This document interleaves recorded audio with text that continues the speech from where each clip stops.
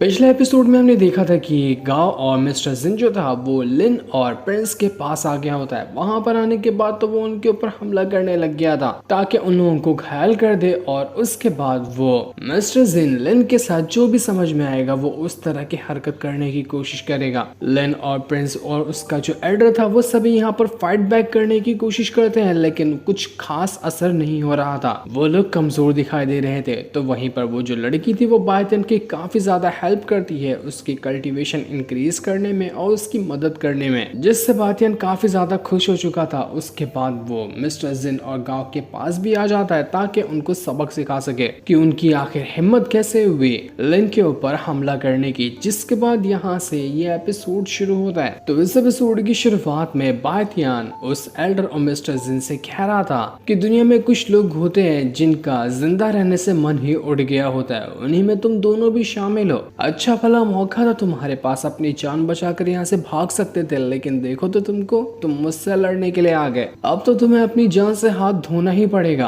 पर गांव कहता है कि वो तो टाइम ही बताएगा कि किसको अपनी जान से हाथ धोना है और कौन किसको जान से मारता है। वो अपनी और ज्यादा पावर को एक्टिवेट करते हुए बायतियान से लड़ने लग गया था, लेकिन जैसे ही वो बायतियान के करीब आने वाला होता है कि बायतियान अपनी आइस पावर का इस्तेमाल करते हुए पहले तो उसको जमाता है और एक ही लात मारकर उसको उड़ाकर दूर फेंक देता है। ये चीज से उस गांव की हालत बहुत ज्यादा खराब हो चुकी थी, लेकिन फिर भी वो इतनी जल्दी हार मानने वाला तो बिल्कुल भी नहीं था। वो दोबारा से अपनी पावर का इस्तेमाल करते हुए एक फॉर्मेशन क्रिएट करने लग जाता है, और ये फॉर्मेशन वही था जिसका अटैक एक ही लगने की वजह से प्रिंस की हालत खराब हो गई थी। प्रिंस जो था वो यहाँ पर बातियन से कह रहा होता है कि बातियन थोड़ा सा संभल के, ये फॉर्मेशन बड़ा ही खतरनाक है, अटैक इसका लगता है ना तो बहुत ज्यादा हालत खराब होती है, जैसे कि अभी मेरी हुई पड़ी है। तो तुम भी जरा इस फॉर्मेशन से बच कर ही रहना। जिसके बाद देखते ही देखते फॉर्मेशन के अंदर से एक बहुत ही ज्यादा स्ट्रॉन्ग अटैक बातियन के ऊपर गिरने वाला था, लेकिन बातियन यहाँ पर अपना प्रोटेक्शन शील्ड बनाते हुए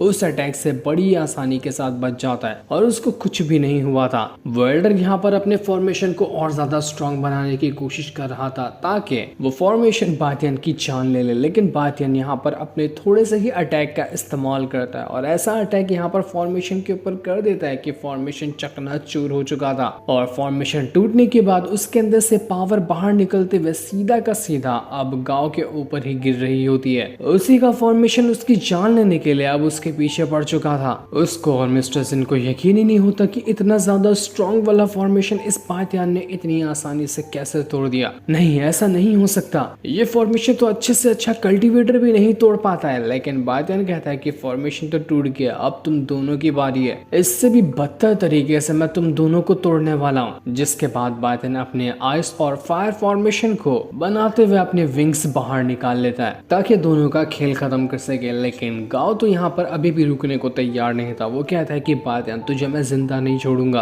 अपने आप को तू समझता क्या है कि तू किसी को भी हरा देगा, लेकिन ये तेरी सबसे बड़ी भूल है। वो दोबारा से जब यहाँ पर बातियन के ऊपर अटैक करने जा रहा था तो बातियन थोड़े से ही अटैक से उसको फिर से उड़ाते हुए दूर फेंक देता है, और अब तो वो एक के बाद एक करते हुए कई सारे फायर के अटैक को बनाते हुए सीधा गांव के ऊपर अटैक किए जा रहा था। वो सारे अटैक यहाँ पर गांव रोकने की कोशिश करता है, लेकिन कोई फायदा नहीं हो रहा था, और इतने सारे अटैक यहाँ पर एक साथ गिरने की वजह से गांव की हालत पूरी तरह से खराब हो चुकी थी। वो दोबारा खड़े होने की हिम्मत में भी नहीं होता है। जो चीज देखकर यहाँ पर वो जो मिस्टर जिन था वो भड़क चुका था। उसको समझ आ चुका था कि गांव तो कुछ नहीं कर सकता, अब मुझे ही कुछ करना पड़ेगा। वो यहाँ पर एक तालिस्मान निकालते हुए जैसे ही बातियन के ऊपर अटैक करने वाला था, बातियन वहां पर आकर उसको एक ही थप्पड़ मार देता है, जिस वजह से तो मिस्टर जिन दूर जाकर फेंका चुका था। बातियन मिस्टर जिन से कहता है कि अगली लाइफ में ना ये बात हमेशा याद रखना कि उस इंसान को कभी गलती से भी ऑफेंड मत करना जो कि ऑफेंड होना ही नहीं चाहता, वरना क्या पता अगली लाइफ में तुम्हें इससे भी ज्यादा बुरी मौत का सामना करना पड़े। मिस्टर जिन जो था वो बातियन से कहता है कि देख बातियन, तू मुझे नहीं मार सकता, मेरा जो पापा है ना वो बहुत ज्यादा पावरफुल है, मेरा दादा भी बहुत ज्यादा पावरफुल है, मुझे कुछ हुआ तो वो दोनों यहाँ पर आकर तुझे जिंदा नहीं छोड़ेंगे, इसलिए अपनी जान की खैर चाहता है तो मेरी जान बख्श दे। लेकिन बातियन उसकी एक भी बकवास बात नहीं सुनता और सीधा अपनी फायर पावर का इस्तेमाल करते हुए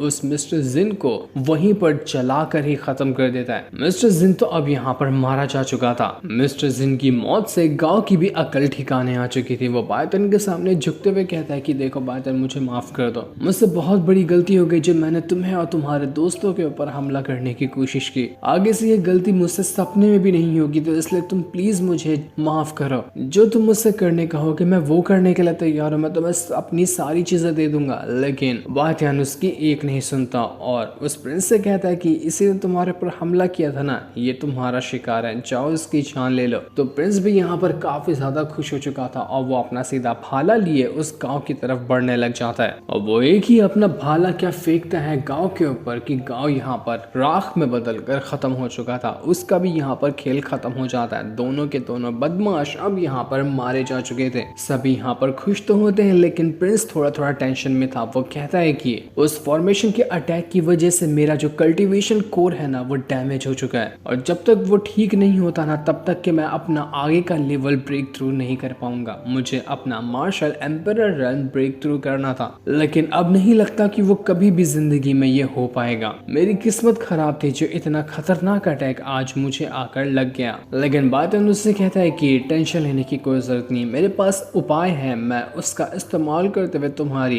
कल्टीवेशन कोर को भी ठीक करूंगा और तुम्हारी हेल्प भी करूंगा तुम्हारा ब्रेक थ्रू करने में। ये सुनकर प्रिंस और उसका एल्डर काफी ज्यादा खुश हो चुका था। बातियान से कहते हैं कि क्या तुम्हें सच में पता है कि कैसे कल्टीवेशन कोर को ठीक किया जा सकता है? ये हुआ तो तुम्हें हम अपनी सर आंखों पे बिठा लेंगे। तुम जो करने कहोगे हम वो करने को तैयार है, बस तुम यहाँ पर हमारे प्रिंस के कल्टीवेशन कोर को ठीक कर दो। तो बातियान वहां पर उसी हेवनली स्काई वाली जो छोटी सी एंजल थी उसको बाहर निकाल लेता है। उसको देखकर तो लिन काफी ज्यादा खुश हो गई थी कि अरे वाह, ये कितनी प्यारी सी छोटी सी और क्यूट सी एंजल है। बातियान तुमने तो सच में हेवनली स्काई को हासिल कर लिया। बातियान कहता है कि ये जो हेवनली स्काई की एंजल है ना ये बहुत ज्यादा स्ट्रॉन्ग है, इसके अंदर हीलिंग पावर है। ये दुनिया की किसी भी चीज को अपनी पावर का इस्तेमाल करते हुए हील कर सकती है। तो तुम्हारी कल्टीवेशन कोर कौन सी बड़ी चीज है? ये सुनकर प्रिंस खुश हो जाता है और एक जगह पर बैठने के बाद वो अपनी कल्टीवेशन कोर को बाहर निकाल लेता है जो कि डैमेज हुई पड़ी थी। और तब बातियान जो होता है वो उसी हेवनली स्काई की एंजल को उस कल्टीवेशन कोर के पास भेज देता है और वो अपनी पावर का इस्तेमाल करते हुए उस कोर को ठीक करने की कोशिश कर रही थी। वो अपनी काफी ज्यादा पावर का इस्तेमाल करते हुए जैसे जैसे कोर ठीक करने की कोशिश करती, लेकिन कोर इतनी जल्दी ठीक होने का नाम ही नहीं ले रहा था। वो और प्रिंस अपनी पूरी की पूरी जान लगा देते हैं ताकि कल्टीवेशन को ठीक कर सके।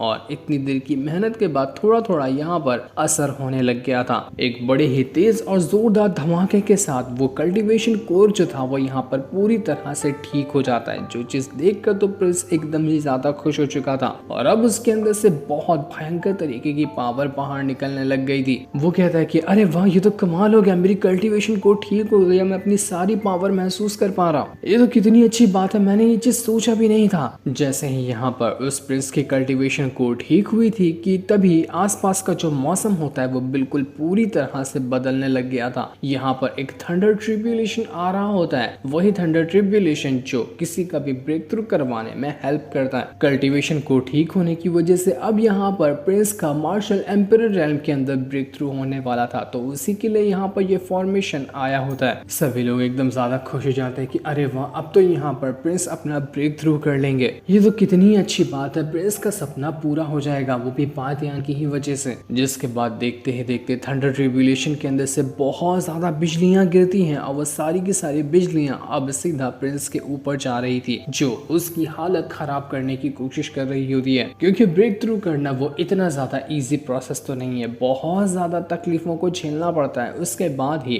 थंडर ट्रिब्यूलेशन की मदद से ब्रेक थ्रू होता है। इतनी सारी बिजलियों का अटैक यहाँ पर प्रिंस झेले जा रहा था, जिस वजह से उसकी हालत बुरी तरह से खराब होने लग जाती है। लेकिन फिर भी वो हिम्मत नहीं हारता, वो अपनी और ज्यादा पावर का इस्तेमाल करते हुए सब के सब अटैक को रोक रहा था। लेकिन अब धीरे धीरे करते हुए प्रिंस की हिम्मत जवाब देने लग गई थी, पर अभी भी स्ट्रॉन्ग वाले अटैक तो बाकी ही थे जिन्हें भी प्रिंस को झेलना है। अगर वो झेल नहीं पाया तो ब्रेक थ्रू क्या होगा, उसकी यहाँ पर जान ही चली जाएगी। एल्डर भी एकदम घबरा चुका था कि प्रिंस आप ठीक तो है ना, अगर ये ब्रेक थ्रू नहीं हो रहा तो आपको यहाँ पर रुक जाना चाहिए, वरना आपकी जान खतरे में आ जाएगी। मुझे नहीं लगता कि आप और ज्यादा अटैक को रोक सकते हैं। लेकिन प्रिंस यहाँ पर रुकने को तैयार ही नहीं था, वो अभी भी अपने अटैक को झेले जा रहा होता है। तब ये देखकर बातियान बीच में आता है और प्रिंस की हेल्प करने के लिए वो सीधा उसके ऊपर ही आकर खड़े हो जाता है, जिस वजह से जितने भी बिजली के अटैक थे वो सब उसके ऊपर गिर रहे थे, ना कि अब प्रिंस के ऊपर। बातियान यहाँ पर अपना इतना ज्यादा तकलीफ उठाते हुए बिजलियों के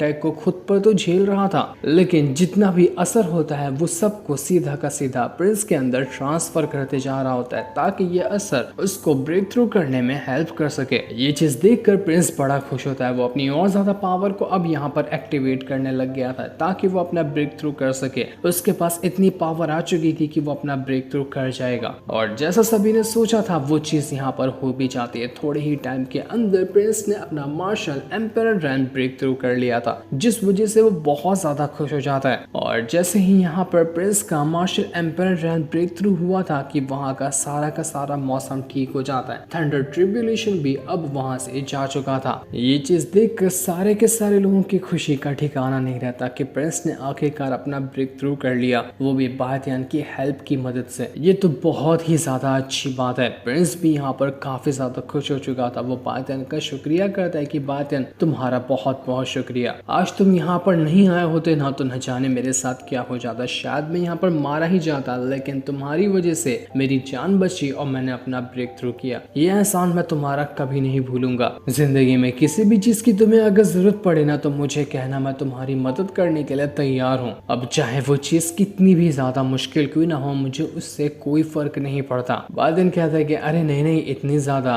मेरी तारीफें करने की कोई जरूरत नहीं है। मैंने कोई वैसे बड़ी हेल्प तो नहीं की, थोड़ी सी हेल्प की है तुम्हारी, और वो हेल्प इतनी थोड़ी सी है कि बताने के लायक भी नहीं। तो तुम इतना ज्यादा मेरा एहसान मत मानो। मैंने जो मुझे सही लगा मैंने वो कर दिया। अब मैं यहाँ से जा रहा हूँ ताकि अपना आगे का सफर कंटिन्यू कर सकूं। लेकिन प्रिंस जो था वो यहाँ पर बातियान को रोकते हुए कहता है कि नहीं बातियान, रुक जाओ, मेरी तरफ से एक छोटा सा गिफ्ट तो लेते जाओ। वो उसको एक तालिस्मान देता है और तालिस्मान देते हुए कहता है कि ये हमारे किंगडम का ना सबसे ज्यादा पावरफुल तालिस्मान है, इसको तुम अपने पास रखो। जब भी तुम्हें मुसीबत लगे ना तो बस यहाँ पर इस तालिस्मान का इस्तेमाल कर लेना। मेरे किंगडम की जो सबसे पावरफुल गार्ड होंगे वो तुम्हारी हेल्प करने के लिए पहुंच जाएंगे। जब तुम इसका इस्तेमाल करोगे ना तभी तुम्हें पता चल जाएगा कि तुम्हारी हेल्प करने के लिए कौन आ रहा है। तो ये छोटा सा गिफ्ट मेरी तरफ से है, प्लीज इसको तुम यहाँ पर एक्सेप्ट कर लो। लेकिन बातियान कहता है कि नहीं, इसकी क्या ही जरूरत थी, ये तो तुम्हारे ही काम आएगा, तो तुम इसको अपने पास ही रखो। मैं खुद को प्रोटेक्ट कर सकता हूँ अगर कोई भी खतरा यहाँ पर आया तो।